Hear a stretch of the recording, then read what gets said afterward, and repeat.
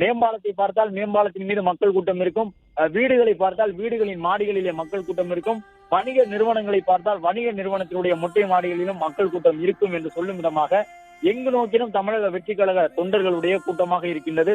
ஒவ்வொரு மாவட்டத்திற்கும் செல்லக்கூடிய விஜய் அந்த மாவட்டத்தினுடைய அரசியலை முன்வைத்து தன்னுடைய தேர்தல் பரப்புரையை நிகழ்த்தி வருகின்றார். இன்று காலை நாமக்கலிலே விஜய் பேசியுள்ள பேச்சுக்கு உடனடியாக திமுக தரப்பில் பதிலடி கொடுக்கக்கூடிய வகையிலே அறிக்கை வெளியிட்டிருந்தார்கள். இந்த சூழ்நிலையில் தான் தற்பொழுது நாமக்கலுக்கு பிறகு அவர் கரூரிலே பேசப் போகின்ற கருத்துக்கள் எவ்வாறு இருக்க போகின்றன என்பதும் அதற்கு திமுக தரப்பிலே யார் எதிர்வினை ஆற்றப் போகின்றார்கள் என்பதும் ஒரு மிகப்பெரிய கேள்வியாக இருக்கின்றது. தாவேகா தலைவர் விஜயை பொறுத்தவரை தற்பொழுது கரூர் நகரத்திற்கு உள்ளே வந்திருக்கின்றார்.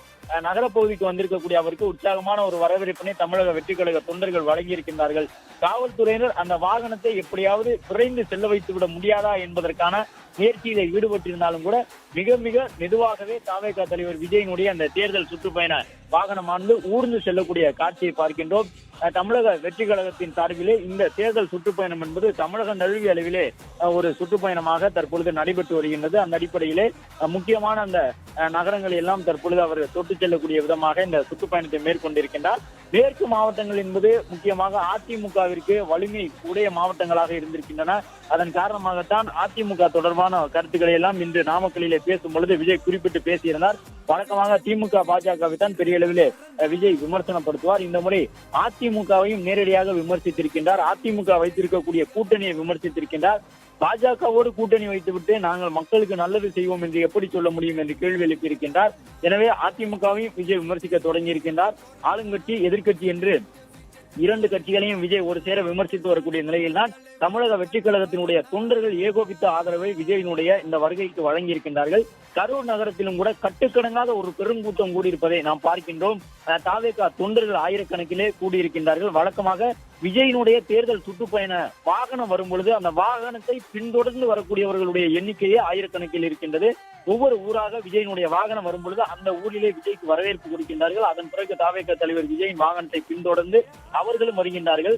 அந்த ஊரிலே ஏற்கனவே ஏற்பாடு செய்யப்பட்டிருக்கக்கூடிய அந்த பரப்புரை கூட்டத்திற்கு நடுவிலே விஜயினுடைய வாகனம் செல்லும் பொழுது அங்கே ஏற்கனவே இருக்கக்கூடிய தொண்டர் கூட்டம் அவற்றோடு சேர்ந்து விஜயின் வாகனத்தை பின்தொடர்ந்து வரக்கூடிய தொண்டர் கூட்டம் என்று கட்டுக்கடங்காத ஒரு கூட்டத்தை பார்க்க முடிகின்றது.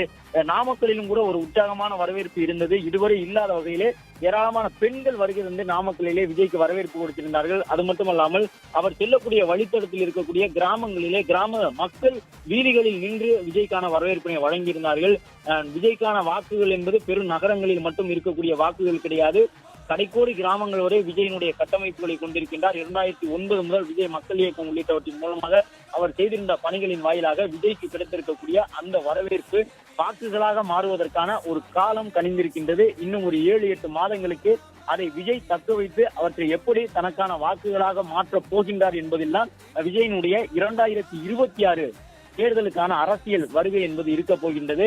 ஏற்கனவே இருந்த வகையிலே இரண்டு போட்டியாளர்கள் மட்டுமே தமிழ்நாட்டு அரசியல் களத்திலே வலிமை மிக்கவர்களாக இருந்தார்கள். இந்த சூழ்நிலையிலே மும்முனை போட்டியாளராக விஜய் தன்னையும் நிலைநிறுத்திக் கொண்டிருக்கின்றார். விஜய்க்காக வரப்போகின்ற வாக்குகள் எல்லாம் எவ்வளவு வாக்குகளாக இருக்கும், எத்தனை விழுக்காடு வாக்குகளை விஜய் பெறுவார், அந்த வாக்குகள் தமிழ்நாட்டு அரசியல் களத்திலே என்ன மாதிரியான தாக்கத்தை ஏற்படுத்தும் என்பது ஒரு முக்கியமான கேள்வியாக இருக்கின்றது. ஒரு பக்கம் ஆளும் அரசை தவிர்த்து திமுகவை தவிர்த்து மற்ற கட்சிகளை பெரிய அளவிலே நேரடியாக விமர்சிக்க மாட்டேன்.